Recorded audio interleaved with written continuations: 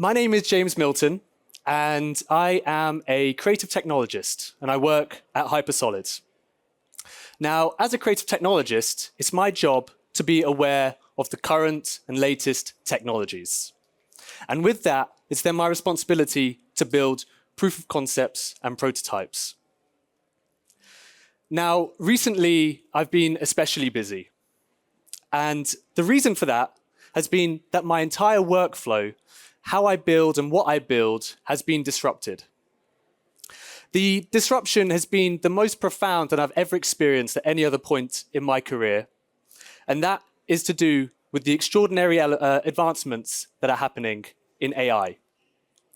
And so today, what I want to do is tell you a little bit about how myself and my colleagues at Hypersolid have been navigating through this new AI era. To first of all set the scene, this is where I work. It's Hypersolid's Innovation Lab. Now, it's a very important place to me because it's not like your traditional working place. It's here where we test, break, and try to create new technology. And what makes it special as well is that we're not like a traditional team where we have cost centers and project managers. We, myself and my colleagues, a small team, have full creative freedom to build whatever we want. And so if you're thinking that this sounds like the best dream job ever, then you're not wrong. Now, this room has weathered all sorts of different hype cycles over the years. The dot-com boom, although I was not there during that period, but more recently, the era of the metaverse, where we, myself and my colleague and our talented interns, experimented with all sorts of different mixed reality and virtual reality hardware and software.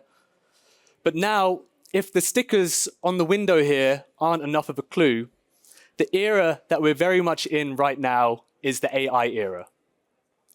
And this era for us is particularly interesting for two reasons. The first one is to do with the exponential increases in AI's capability. Now, we're here at IBC, and it's a media conference.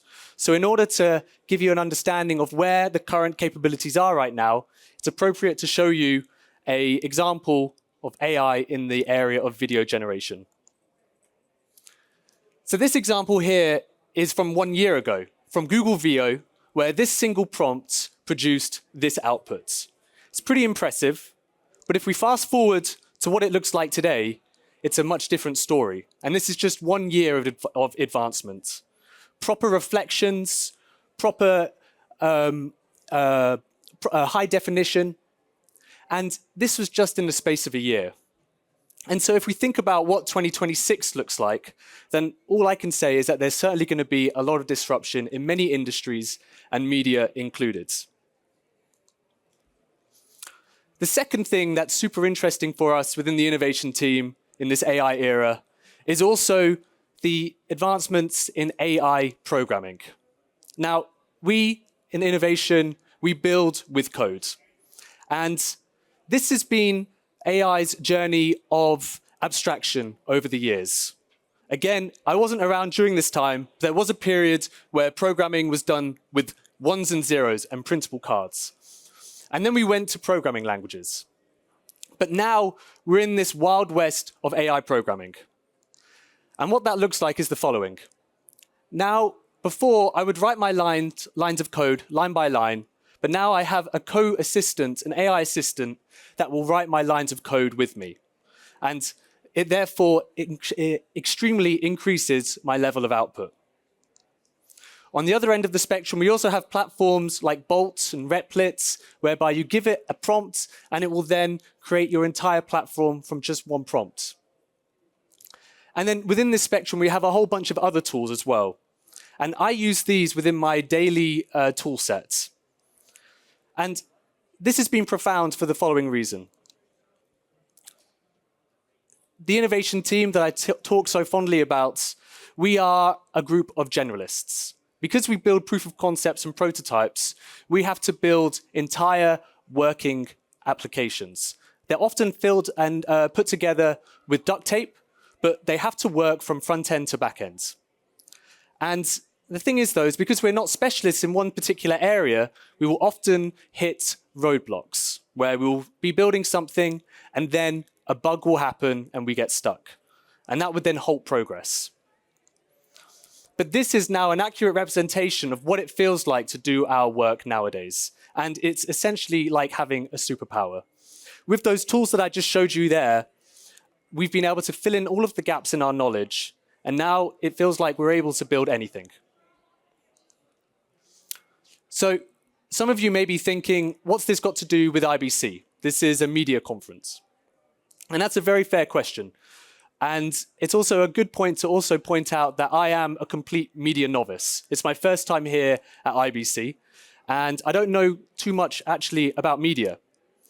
But that's actually precisely the point that I want to make here. It's because of these seismic shifts that are happening in AI, both in what these models that I just showed you are capable of, and also how they empower builders like me.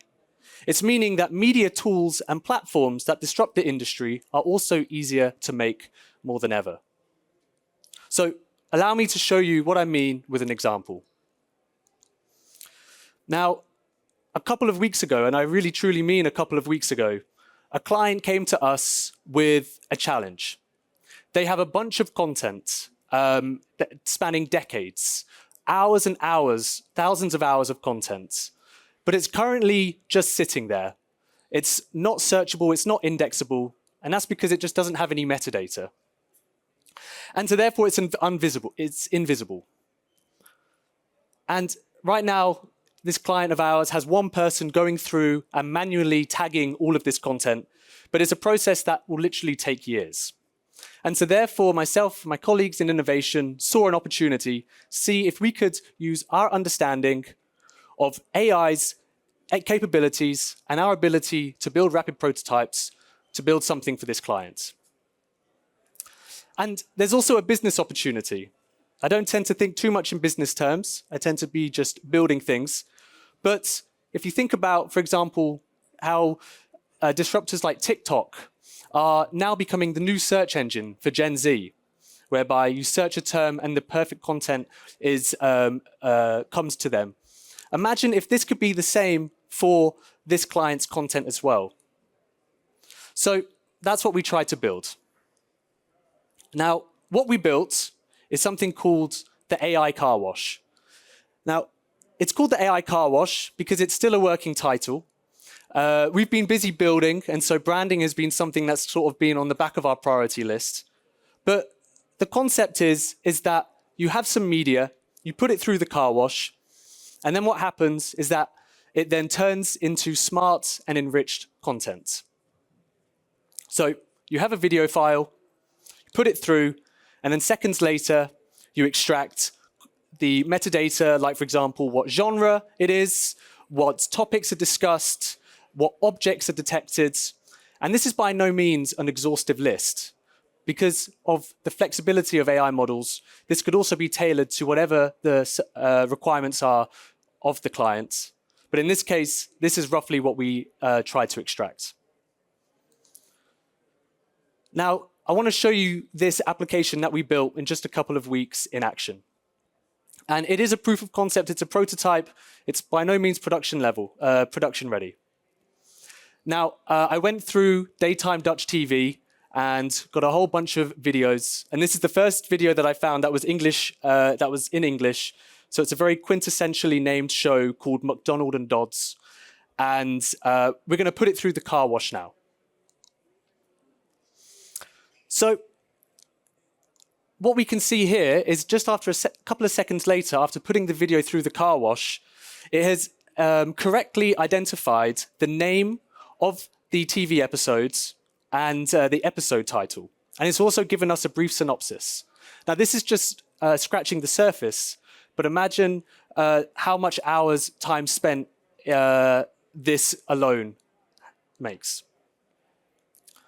But then it also goes much deeper. The AI has correctly extracted all of this other rich data from the video, such as the people, the locations, and also different actions.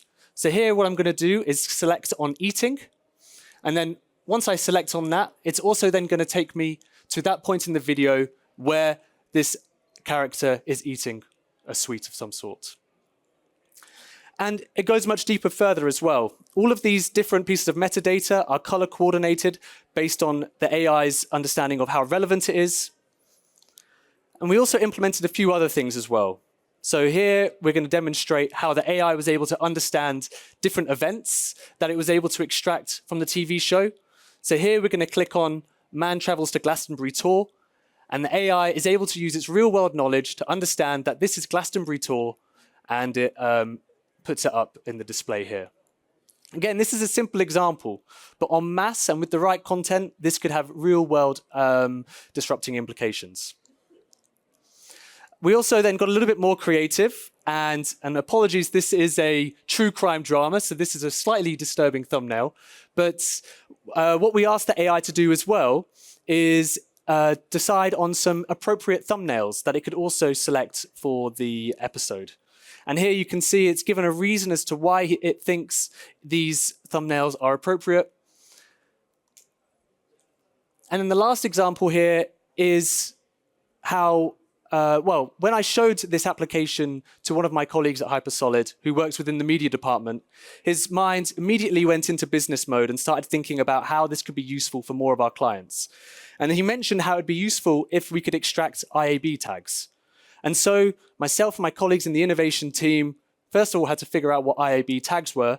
But then in that afternoon, we were able to implement this feature where it was able to identify correctly different IAB taxonomy tags, and also appropriate parts of the video where ad break options would be appropriate, and also content age classification.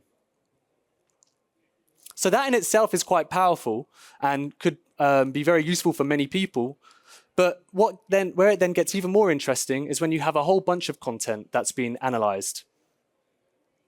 So to demonstrate this, whilst watching daytime Dutch TV, I also extracted a whole bunch of other shows, spanning from daytime TV to quiz shows to children's shows. And here we're going to collect all the TV shows that contain bicycles in them. A very simple example, but imagine rather than 50 or so shows, we have thousands of different episodes. Auditing and extracting specific parts of shows at the right time segment could be a very powerful feature. And here we go, it's correctly identified this bicycle in this part of this show. And then the last thing that I want to demonstrate here comes from a personal frustration. Now, there's been many times where I have been sat behind my smart TV and I've gone and asked it a question saying, can you pull up an episode of, I don't know, insert a question. And the result is always unsatisfactory. It's because till now, these systems have not been speaking my language. And that's not to say that I've got my smart TV set to the wrong language, but what I mean is that they don't speak human. But now we're at an era where we have large language models that can understand these complicated questions. And we're also in an era now where AI is able to utilize tools. We have protocols like MCP, Model Context Protocol, which is what we implemented here. Essentially what I mean is that with this LLM, it has access to this database of the car wash with all of this analyzed video, and it can then respond and pull up the right content. So allow me to show you. So in this example here, I'm going to write a question. What news videos are there in my database? And here it has correctly identified a bunch of different contents and pulled up the news content. But now I can ask it more complex questions like which news video represents the happiest news topics, something that before my smart TV would have certainly choked at. But now we can see it's brought up this happy news segment where Max Verstappen has won the Formula One. But I think that's probably, unfortunately, an old article these days. So the list goes on of all the questions that you could ask it. I can now have a conversation with my content base. These are simple questions, but they demonstrate the point. simple questions like, what animated series do we have? And the AI is able to understand and then pull up the right content. Or show me some children-appropriate content. Or identify episodes where certain people are present. Now, what I want to demonstrate and kind of leave you with today is not that we've built a new revolutionary platform here, but it's more of this right here. It's a proof of concept that we built, but it took us 2 weeks from an idea to prototype. And the results are impressive. And we were able to do that because of AI's exponential capabilities, and also with our ability to rapidly program with AI. Three media novices, but AI builders built this in 2 weeks.